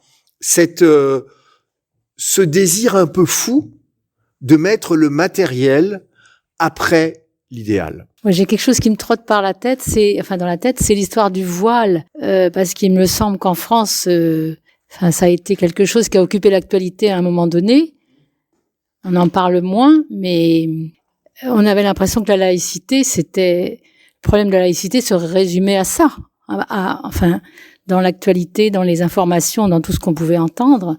Et moi, j'avais l'impression en même temps que plus on en parlait, plus les personnes qui le portent auraient envie de le porter pour affirmer justement, le fait que on a le droit de, pour moi, c'est quelque chose qui est pas facile parce que où sont les limites aussi vestimentaires. On sait bien aussi que tout ça, ça peut être exploité ou très mal exploité aussi. Donc, je sais pas trop comment je pensais à des gens que j'ai connus en Allemagne parce que j'avais enseigné en Allemagne, qui me disaient mais qu'est-ce que vous avez les Français avec votre voile là que vous voulez à tout prix que les filles ne portent pas. Nous ici. C'est vrai, je voyais les élèves qui avaient le voile et ça semblait poser problème à personne. Donc c'est un peu cette histoire de voile. Moi, J'avais l'impression que ça résumait les problèmes de laïcité, alors que c'est pas ça, quoi, je veux dire. Ça a symbolisé toute cette question. Ça a cristallisé sur cet aspect des choses. Je veux rappeler qu'en France, il n'est pas interdit de porter le voile. Il est interdit de porter le voile à l'école. Je sais pas, sous ton contrôle. Il y a pas, on n'est pas en Corée du Nord, hein. Donc c'est, il y a des lieux qui doivent être neutres. Et effectivement, le voile ou des kippas ou des croix énormes, etc. C'est une agression contre la neutralité. On a fait une émission récemment sur l'affaire de Creil. C'est à un moment donné 3 filles lycéennes viennent en cours avec un voile. Et ce qu'on oublie à chaque fois de dire, parce que ça n'a pas fait le chou de l'actualité, c'est que peu de temps avant, il y a un élève qui est venu avec une kippa dans ce même établissement scolaire. Il y a eu une discussion et l'élève l'a enlevé. Ça a fait les choux gras de la presse, c'est envolé. Et puis c'est monté jusqu'aux plus hautes instances, puisque même Lionel Jospin a pris la parole dans l'hémicycle de l'Assemblée nationale à ce moment-là, et ça a fait grand débat. Il a fallu attendre 2004, après une commission, la commission Stasi, qui a été mise en place par Jacques Chirac, pour que une série de propositions soit faite par la commission Stasi et une loi en sorte, la loi de 2004, qui interdit les signes ostensibles dans les établissements scolaires, qui sont les collèges, les écoles et les lycées publics. Donc, et pourquoi, ça veut dire quoi, ostensible? Ça veut dire qu'il se voit. Donc ça veut dire, est-ce qu'on a le droit à avoir un petit crucifix? Pas du tout. Il faut le cacher, même si c'est sur le boucle d'oreille ou etc. On n'a pas le droit du tout à qu'il soit visible. Et c'est ça. Et il faut toujours regarder ce qui se passe dans d'autres pays. On a le cas de l'Allemagne. L'Allemagne, la laïcité n'existe pas en Allemagne. Maya l'a dit tout à l'heure quand elle a pris la parole, il y a que 4 pays laïcs dans le monde. Donc ça montre un petit peu. Voyons ce qui se passe par exemple au Québec. Au Québec, on avait une loi, c'est la loi des accommodements raisonnables. On dit allez, on vient avec un signe, bon, on peut. Alors qu'est-ce que ça a traîné comme dérive? Il y a une classe de maternelle, une institutrice. Il y a une famille qui arrive, ils sont à fond orthodoxes dans leur religion, et ils mettent leur petite fille en classe et ils disent à la maîtresse « Je ne veux pas que ma fille entende les comptines scolaires chantés par la maîtresse et par les autres élèves. Je vous l'interdis, au nom de la loi des accommodements raisonnables. » Alors qu'est-ce qu'ils ont fait? Quand la maîtresse chantait avec les élèves, ils mettaient un casque sur les oreilles de la fille pour pas qu'elle entende les chants. Autre exemple, un élève vient avec son signe religieux en collège. C'est quoi son signe religieux? On dit, ouais, accommodement raisonnable, il a le droit de passer. Sauf que c'était un poignard de cérémonie parce qu'il était sikh, qu'il avait à la ceinture. Voilà. Donc ça, c'est aussi, ça nous protège, la laïcité. Faut jamais oublier ça. C'est une loi de protection de toutes les dérives. Parce que tout peut être signe religieux. Et si quelqu'un dit, ma Kalachnikov, c'est un signe religieux. Qui on est pour le dire? On pourrait toujours le dire. Donc là, on avait un poignard de cérémonie qui était autorisé.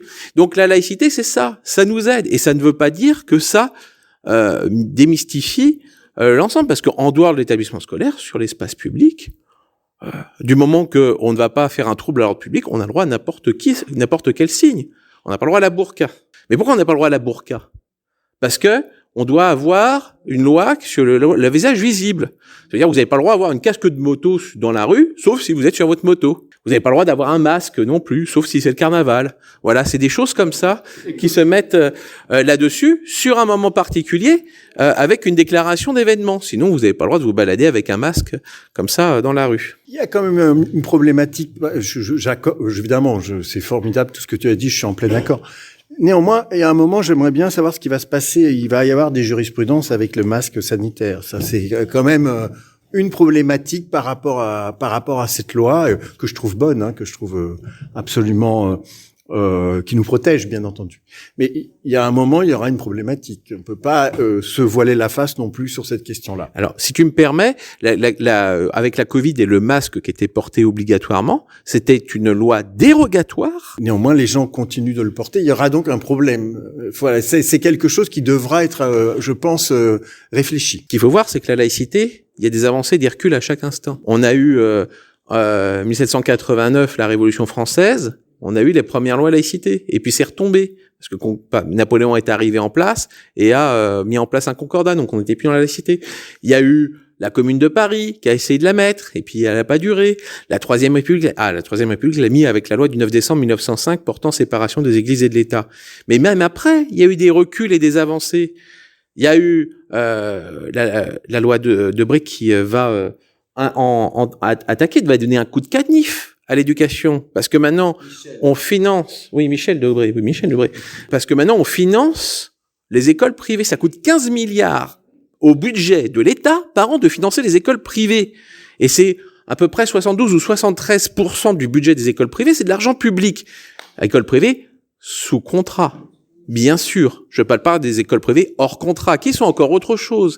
Donc, est-ce que finalement, elle est où l'égalité là-dedans? Oui, moi j'ai noté, y a un truc qui m'a intéressé plus particulièrement, c'est l'ignorance et l'erreur de Victor Hugo. On pourrait appeler ça aujourd'hui l'ignorance et le fake news. Je suis comme Jérémy, donc je travaille aussi à dialoguer avec les populations et à travailler sur la diffusion de ce que peut être véritablement la laïcité. Je voudrais citer 3 exemples qui sont récents. Hein. C'est le premier, il date de janvier. Un gamin de 7 ans qui dit oui, de toute façon, la France, on est un pays catholique. Et moi, je suis pas catholique, donc je me sens discriminé dans ma religion. On lui demande pourquoi tu te sens discriminé. Et là, il nous montre sur les vitres de l'établissement dans lequel on était des petites étoiles et une lune qui restaient des décorations de Noël. Et il dit les étoiles, le sapin, c'est des signes religieux. On lui a expliqué que non, mais quand même, c'était dans sa tête. Deuxième exemple, un gamin un peu plus vieux, 7-8 ans, qui dit un peu plus tard de toute façon la loi de Dieu est supérieure à la loi de la République. Donc moi je n'obéis pas à la République. D'accord, 7 ans. Et un peu plus tard, un autre jeune, là il avait 23-24 ans, qui nous déclare dans le cours de son discours de toute façon la Terre est plate. La Terre est plate. Donc on est là face à un certain nombre d'ignorances qui sont crasses, qui sont criantes, mais qui sapent complètement tout ce qu'on pourrait dire sur la notion de laïcité, qui est quand même quelque chose de complexe. Et quand on parle d'émancipation, c'est pas simple d'être émancipé. Oui, c'est le recul du scientifique aussi, de la raison. Hein, parce que la laïcité, il y a quand même cette démarche d'aller, bon, il y a tout le positivisme bien sûr, mais il y a cette démarche d'aller vers l'esprit de raison. On voit bien que l'esprit de raison recule aujourd'hui. Moi, je n'applaudis pas, mais je le constate. Et il faut là aussi ne pas se voiler la face. Aller porter à nouveau cet idéal d'aller vers l'esprit de raison, ça me semble aussi quelque chose d'important. Et c'est vraiment lié, c'est vraiment connecté avec les questions liées à la laïcité, à la liberté et l'émancipation. Sur l'échiquier politique, en France, le Front National apparaît comme défenseur de la laïcité, voire le défenseur de la laïcité. Où sont passés les progressistes dans ce pays? Alors la laïcité du Rassemblement National, puisque c'est son nouveau nom, c'est quand même je jette un morceau de porc dans la soupe. Hein, donc c'est une laïcité à double détente, si j'ose dire. C'est pas la laïcité telle que nous la défendons. Donc, c'est pas une laïcité qui rejette. Nous, c'est une laïcité qui rassemble. C'est une laïcité qui émancipe. C'est une laïcité qui permet de dépasser nos singularités. Encore une fois, nous sommes toutes et tous différents. C'est un fait. Dans une famille, avec la même éducation, les mêmes gènes, ou pas, d'ailleurs, si vous êtes adopté, vous êtes déjà différents, nous sommes déjà différents de nos frères et de nos sœurs. Alors, a fortiori à l'échelle d'une nation, d'un continent ou de l'humanité. Donc, aller vers le culte du rejet de la différence ne me semble pas raisonnable. Voilà. Et c'est ce que proclament certains mouvements politiques. Bon, qui sont pas les miens, vous l'avez bien compris. Que sont devenus les progressistes par rapport à la laïcité? C'est un vrai débat. Pourquoi il est vécu comme moderne et progressiste d'être contre la laïcité? Ça aussi, c'est un vrai débat. Mais probablement qu'on arrivera à détricoter ce fait tragique que vous dénoncez en se battant, tout simplement, en allant sur le terrain, en allant expliquer pourquoi la laïcité est une aventure vers plus de liberté. Aventure, le mot est pas terrible, enfin, vous m'avez compris. Un parcours vers plus de liberté, en s'appuyant toujours sur le droit, en s'appuyant toujours sur les faits. C'est pas uniquement de manière incantatoire. C'est pour ça d'ailleurs que la conférence aujourd'hui s'appelle Laïcité, liberté individuelle, parce qu'elle permet des libertés individuelles. Et petite question, quel est l'avenir de Joséphine Baker en termes de liberté individuelle selon toi? Pour moi, c'est un modèle. Donc, elle peut servir en termes pédagogiques. D'ailleurs, moi, j'ai fait des conférences avec Brian ou dans les collèges et les lycées, et les profs. Alors, tout ça passe par l'éducation nationale. Hein, c'est pas des choses qu'on fait comme ça en arrivant à l'improviste. Mais on est frappé par la facilité, la capacité des élèves de se projeter dans cette femme, dans ce qu'elle incarne. Dans les valeurs de la République. En fait, ça devient, pour revenir un peu à votre question de tout à l'heure, ça devient très concret pour les élèves. Alors voilà son futur. C'est un modèle, un rôle modèle, comme on dit maintenant dans la com. C'est un rôle modèle pour incarner les valeurs de la République française. C'est pas mal. Moi, je voudrais revenir sur la laïcité à l'école. Le rapport Aubin, qui date qu'à presque 20 ans maintenant, avait attiré l'attention sur la laïcité qui reculait. Aucun gouvernement, on a mis ça sous le tapis à chaque fois parce qu'en fait, ça dérange. Je n'arrive pas à m'expliquer pourquoi. Alors on dit c'est l'influence des pays anglo-saxons peut-être. Moi, et alors? C'est pas grave, hein, même si on n'est que 4 dans le monde à le penser à ce moment précis de l'histoire de l'humanité, c'est pas très grave. Une idée, il faut bien qu'elle progresse, elle n'est pas tout de suite universelle. Battons-nous, essayons d'expliquer, allons sur le terrain pour montrer en quoi, c'est pas du tout un recul des libertés, c'est l'inverse. C'est un accroissement de la liberté. N'oublions jamais néanmoins que la liberté, ça fait peur. C'est plus compliqué d'être libre que de vivre dans un système dogmatique où tout est déjà prépensé. N'oublions pas cette dimension-là. Certains ont des projets politiques qui sont complètement autres que la laïcité. Donc le rapport Aubin l'a démontré. En mars, 500 cas d'atteinte à la laïcité ont remonté au ministère de l'Éducation nationale. Rien qu'en mars, 500 cas. Et ça, on parle des cas remontés. Imaginez tous les nombres de cas qui n'ont pas été remontés, eux. Voilà, soit par la hiérarchie, soit même qui n'ont pas été signalés parfois à la hiérarchie. Ça montre qu'il y a un travail à faire. Peut-être que pendant un moment, on n'enseignait pas, c'est la laïcité, ou on l'enseignait, mais vite fait. Peut-être que c'était d'une évidence. Et que peut-être c'est moins évident parce que d'autres au don de projets politiques. Pourquoi des attaques? Il ne se passe pas une semaine sans qu'il n'y ait pas un article qui traite de la laïcité dans les médias. On le sait bien parce qu'au réseau d'échange réciproque de savoir, on fait un recueil d'articles et on a ce travail et on alimente notre centre de ressources laïcité. Et on le voit pas une semaine. Et je vous raconte pas, en général, c'est plusieurs par jour qu'il y a. Donc, face à ça, la question c'est on fait quoi? Donc, oui, les pouvoirs publics se mobilisent, mettent des moyens à différentes étapes. Il y a même des attaques, parfois à l'intérieur du ministère. On a eu un ancien ministre du gouvernement précédent, Jean-Michel Blanquer, qui avait mis en place un conseil des sages de la laïcité. Le ministre de l'Éducation actuel a récemment, c'est quelques semaines, changé un petit peu la composition de ce conseil, en rajoutant notamment un membre qui n'est absolument pas du tout laïque. Donc c'est un projet, ça intrigue. Ce conseil des sages qui a mis en place un vadémécum pour aider les enseignants, les professeurs qui diffusent, se voit maintenant limité dans la durée de ses membres, donc avec effet rétroactif, donc ces membres ne peuvent plus être limités dans le temps. Alors, tiens, première attaque. Deuxième attaque, maintenant ils ne peuvent plus s'auto-saisir de sujets. Avant, ce comité des sages pouvait s'auto-saisir de sujets, c'est plus le cas. Et en plus, troisième attaque, avant de faire toute communication publique, maintenant, il faut qu'ils aient l'aval du ministre. C'est quand même un petit peu particulier, alors que c'est un organe quand même qui a fait vraiment intéressant. Donc, on voit que même là, il y a des enjeux politiques Des attaques. Et à côté de ça, il y a une annonce intéressante. Le 9 décembre 2021 ou 22, j'ai un doute d'une date. Le comité interministériel de la laïcité se réunit et décide que d'ici 4 ans, l'intégralité des fonctionnaires des 3 fonctions publiques doivent être formés aux valeurs de la République et à la laïcité. C'est génial sur le papier. En même temps, 4 ans, vous imaginez le nombre de fonctionnaires des 3 fonctions publiques, fonction publique territoriale, fonction publique hospitalière, fonction publique d'État. Déjà, ça paraît infaisable. Alors, et puis c'est au ministère de s'organiser.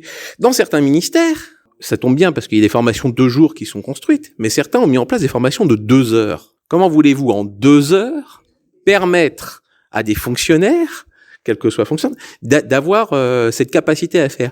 Donc on voit qu'il y a une dichotomie aussi qui se met en place là-dessus. Et comment on fait? Donc il y a des enjeux politiques, il y a des enjeux de combat, il y a des enjeux d'éducation populaire. C'est pour ça qu'on le fait aussi ici. Et à chaque instant, il faut être vigilant, il faut qu'on puisse s'engager parce que à force de ne pas s'engager pour la République, on va la perdre. On risque de la perdre. Il y a cette attaque et ces coups de butoir que d'autres projets ont, d'autres projets qui n'est pas républicain, qui n'est pas dans l'émancipation humaine. On est dans un monde où l'idéologie, qu'elle soit religieuse ou autre, est vraiment c'est quelque chose qui est très prégnant, qui forme l'individu, qui lui donne ses convictions, et pour en sortir, c'est sacrément difficile. Et je sais pas, c'est vraiment la question là. Comment convaincre les gens que la raison est plus forte que tout ça? Parce que dans son idéologie propre, on est raisonné, on raisonne, on est raisonnable. Je nuancerai un peu le constat que vous avez fait. Moi, je dirais qu'on est dans une époque où les idéologies ont collapsé et elles ont été remplacées par le fait religieux. Enfin, c'est mon analyse, du moins. Et parce que les grandes idéologies qui formaient le XXe siècle, je vais simplifier à l'extrême et vous m'en voudrez pas, mais le libéralisme et le collectivisme, hein, après c'est plein de nuances. Mais eh bien, le libéralisme n'a pas passé l'épreuve du succès, il a gagné par défaut, et le collectivisme a trébuché sur l'histoire. Il n'y a plus d'idéologie qui permet de se construire, qui permet de construire un réel débat politique, et ça profite au mouvement dit populiste, évidemment, et ça profite aux religieux, aux faits religieux excessifs. Voilà, parce que on s'éloigne de cet esprit de raison, même si vous avez raison de dire que à titre individuel, en général, on est plutôt raisonnable. Mais de manière collective, moi, je crois qu'on est victime de ce collapse des idéologies politiques. À la maison des honnêtes épinettes, la maison de quartier des honnêtes. Oui. Voilà, des honnêtes épinettes. Kinza, qui est la référente culturelle, fait un travail énorme sur la République. Et en particulier, donc, la représentation des symboles de la République, le drapeau, le bonnet phrygien, etc., etc. Et elle a fait tout un travail de photos avec des habitants du quartier, en leur demandant ce qui, pour eux, représentait les symboles ce que représentaient les symboles de la République. Et elle a des photos d'enfants dans le drapeau tricolore, elle a des photos d'enfants avec un bonnet phrygien, avec etc., etc. Et elle va monter donc une exposition que nous, on va relayer. Donc, si ça peut intéresser les réseaux, je te donne le tuyau et voilà. Tout ce qui permet de symboliser même une forme de patriotisme. N'ayons pas peur du mot. Il n'est pas interdit de célébrer les valeurs de la République française, d'être patriote comme l'a été Joséphine. Elle a été patriote, elle a défendu un pays parce que ce pays lui avait permis d'exister, de se réaliser. C'est pas le nationalisme, c'est pas la haine de l'autre, c'est l'amour des valeurs de notre pays. Et moi, je trouve pas ça. Moi, ça ne me dérange pas, voilà, à titre personnel.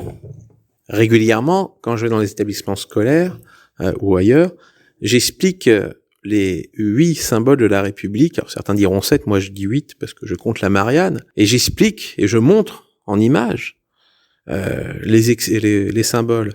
Il y a des symboles que personne ne connaît. Est-ce que vous savez que le faisceau de licteurs est un symbole de la République? C'est une double hache ou une hache simple ou avec une lance, avec des bâtons qui sont reliés les uns les autres, avec un bleu, blanc, rouge, Voilà, certains disent voilà, c'est un faisceau fasciste. Non, ça a été repris par les fascistes et tout ça. Et donc voilà, il y a des choses comme ça. Dire que le coq est un symbole de la République, le sceau de la République, j'explique ce que c'est un sceau quand on met de la cire sur les lettres pour mettre un sceau. Il y a un sceau de la République avec une statue de la liberté qui tient un faisceau de liqueur assise. Pourquoi? Pareil, réexpliquer l'histoire de la Statue de la Liberté, que c'est pas que c'est Auguste Bartholdi qui l'a créé et qu'il a d'abord eu un projet pour décorer le canal de Suez avec une femme au trait berbère qui tenait un flambeau, et puis que le gouvernement a dit oui, je finance, et finalement dit non, je ne finance pas, et donc il a repris cette logique pour financer la Statue de la Liberté finalement, parce qu'il est revenu en France, il a eu un autre projet là-dessus. Il s'est dit je sais, je vais faire payer les Français par bon de souscription pour construire la statue, et je vais faire payer le peuple états-unien par bon de souscription pour payer le socle qui va permettre de poser le truc. Donc c'est vraiment le peuple français qui a fait un don au peuple états-unien. Il faut réexpliquer l'histoire là-dessus, et de réexpliquer que c'est la plus haute sculpture qui a été construite à la base. Et que après, tiens, si c'est la plus haute sculpture, comment on va faire? Alors, il fait appel à un ingénieur. Il lui dit, il faut mettre des sacs de sable à chaque étage pour tenir la superstructure. Sinon, moins de coups de vent, ça va tomber. Et là, patatras. Qu'est-ce qui se passe? C'est que son ingénieur meurt. Donc il fait appel à un autre ingénieur. Et un certain Gustave Eiffel, qui va lui dire, voilà, on va mettre ossature, et voilà comment elle tient aujourd'hui. Et donc, réexpliquer l'histoire, réexpliquer l'esprit critique, parce que ça, c'est important, l'esprit critique, on l'a un peu évoqué, mais quand on apprend tout ça, et l'histoire, justement, c'est un bel outil pour remettre en place quelques perspectives et comprendre que l'esprit critique, c'est quelque chose. Mais il y a plein d'expériences qu'on peut faire. La Terre plate, il y a des expériences extraordinaires pour démontrer que la Terre est ronde, qui existent. Et je sais que des associations d'éducation populaire le font. C'est éviter aussi toutes ces fake news, les fausses nouvelles, les fausses informations qui sont beaucoup plus faciles à faire passer, parce que justement, l'esprit n'est pas éclairé. Mais quand on le travaille, quand on le cultive, oui, c'est exigeant, oui, c'est du travail, mais quelle satisfaction après d'avoir compris quelque chose, quand l'émission, ça y est, j'ouvre les yeux, j'ai enfin découvert, le joie de tout le monde. C'était difficile peut-être, mais j'ai réussi. Et c'est ça l'exigence aussi, dans le savoir et dans la connaissance, qui permet l'émancipation. C'est quand même terrible qu'on en soit à devoir expliquer que la Terre n'est pas plate, excusez-moi, mais... Bref, c'est comme ça, mais quel recul. Pourtant, les images de Thomas Pesquet sont extraordinaires et criantes de vérité. Aujourd'hui, on peut le voir, mais avant que ça pénètre les esprits, j'ai l'impression que le chemin est long, mais nous ne baisserons pas la garde. Vraiment, ce qu'on raconte là, ça pose de vraies questions sur la formation à l'école, parce que de 6 ans à 18 ans pour la plupart des enfants, on n'a pas appris, on n'est pas devenu raisonnable. Qu'est-ce qui se passe? J'ajouterais à ce constat que je partage, peut-être qu'on devrait se demander aussi qu'est-ce qui se passe dans les familles, parce que quand même ils répètent ce qu'ils entendent à table. Moi, je pense que globalement les profs font leur travail. Après, si c'est tout déconstruit à la maison, voilà. Donc il y a eu un problème de transmission à un moment, oui, parce que si c'est répété dans les familles, c'est qu'à un moment il y a quelque chose qui n'a pas été transmis. Mais globalement, moi je suis pas de ceux qui jettent l'opprobre sur les enseignants. Ils font ce qu'ils peuvent avec peu de moyens. C'est pas évident. C'est vrai que de toute façon, la solution, elle passera aussi par eux. Donc, tout ce qui peut renforcer l'éducation, tout ce qui peut renforcer l'enseignement, justement en passant aussi par tout ce que vous faites sur le terrain, ça me paraît absolument essentiel. De toute façon, aussi utiliser la technologie, parce que c'est vrai qu'on casse beaucoup de sucre à juste titre sur les réseaux sociaux, mais c'est un outil, les réseaux sociaux. On peut aussi l'utiliser pour répandre des news à la place des fake news. C'est aussi à nous de nous emparer de ça. En revanche, je serais assez pour une forme de régulation, parce que moi, je suis écrivain. Quand j'écris une connerie, ça peut m'arriver, bien entendu. Mais si c'est une connerie très grave, je suis susceptible d'être condamné par un tribunal. Liberté d'expression, on revient à la question. Sur les réseaux sociaux, il y a quand même encore toujours une forme d'impunité. Alors, je sais bien que c'est compliqué parce que il faut trouver des lieux où comment condamner. Il faut un habillage juridique. C'est peut-être assez intéressant d'y travailler quand même. Et puis, il faut être positif. Je veux dire, on a quand même des choses bien qui se passent. on a des capacités à faire. Vous savez, des fois, par exemple, on parle de lutte contre la radicalisation. Vous savez que faire des actions d'éducation populaire, c'est la prévention primaire de la lutte contre la radicalisation. Faire du lien familial, faire des actions pour la parentalité, ça en fait partie. Travailler l'esprit critique, après tous les individus, ça en fait partie. Et combien de structures d'associations d'éducation populaire, la MJC qui nous reçoit aujourd'hui et tellement d'autres également, le font au quotidien? Eh ben ça émancipe aussi. Et l'éducation nationale fait aussi son travail. Il faut pas non plus jeter le bébé avec l'eau du bain. Bien sûr qu'à chaque fois, quand il y a un problème, une difficulté, on va voir cette difficulté, on va voir la limite, mais on ne voit pas aussi que l'éducation nationale, depuis combien de temps elle existe maintenant, depuis les lois Ferry, depuis la structuration, combien de citoyens ont été formés. Il faut rappeler la phrase de Condorcet. Condorcet disait « L'école est là pour construire des citoyens ». Et on en a encore, et on en a beaucoup. Oui, certains essayent de remplacer le citoyen par le consommateur. Il faut peut-être ne pas tomber dans ce piège, mais on a aussi encore cette capacité-là à faire, et heureusement. Je cherche parce que ça me trotte dans la tête, la citation de Buisson sur l'école. J'adore cette phrase, et évidemment, dans ces cas-là, je ne la trouve plus. On peut parler de la formation aux valeurs de la République et laïcité. Formation de 2 jours complets. 9h à 17h. Une vraie formation de 2 jours, mais qui est ouverte à tous les bénévoles, qui est ouverte à tous les fonctionnaires territoriaux, qui est ouverte à tous les élus de la République, qui est ouverte aux services civiques, qui est ouverte au conseil d'administration, bénévoles, salariés d'associations, au médico-social. Oui, c'est très large, cette formation. Et cette formation, reconnue par la NCT. La NCT, c'est l'Agence nationale de cohésion des territoires, c'est la politique de la ville. Et le CNFPT, la formation des fonctionnaires territoriaux, elle est diffusée partout en France depuis 2015. On est un certain nombre aussi dans cette salle à avoir eu l'habilitation de l'État pour dispenser cette formation. Et le mieux, c'est qu'elle est gratuite pour tout le monde. Si vous souhaitez, à l'issue de cette émission, on prendra vos coordonnées parce qu'on va en animer très bientôt. Et si vous n'êtes pas disponible très bientôt, on en animera d'autres. C'est pas un problème. Voilà. N'hésitez pas à la faire. Aujourd'hui, il y a un contrat d'engagement républicain que toutes les associations doivent signer. Et dans ce contrat d'engagement républicain, les présidents qui signent, on a une présidente ici, doivent absolument être sûrs que les valeurs de la République et le principe de laïcité soient respectés au sein de l'association. Pourquoi ils signent ces contrats? Parce que toutes les associations qui reçoivent des subventions publiques, ou des biens publics, ou des mises à disposition locaux, ça veut dire qu'une association qui a besoin juste d'une salle à la mairie 1 heure par an, parce qu'elle fait son assemblée générale, par exemple, même elle doit signer ce contrat d'engagement républicain. Donc voilà, et ça, c'est depuis 2022, ce contrat. Donc c'est tout nouveau. Donc il y a des choses que la République peut faire aussi, qui est parfois pas mal à ce niveau-là.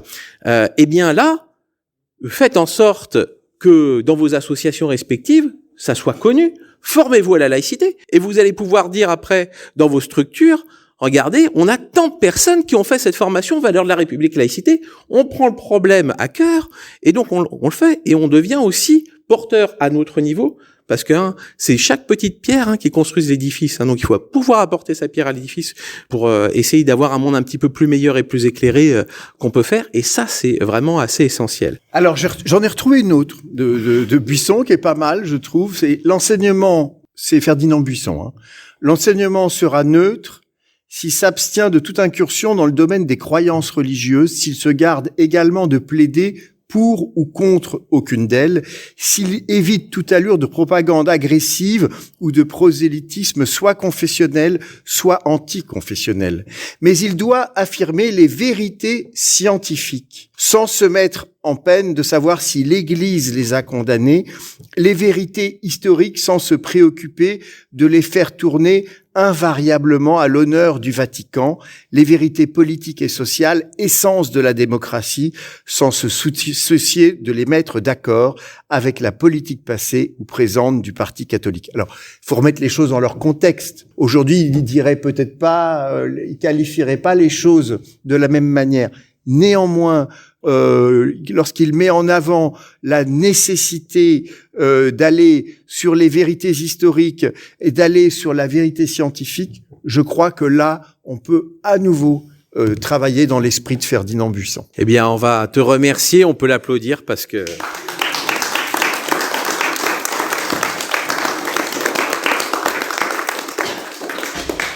Retrouvez l'ensemble de nos podcasts Parlons laïcité sur notre site www.rers-evry.fr. Parce que c'est mérité. Alors, nous, on va faire notre pause estivale, bien sûr, mais on va revenir en septembre. C'est pas fini, les émissions Parlons la laïcité.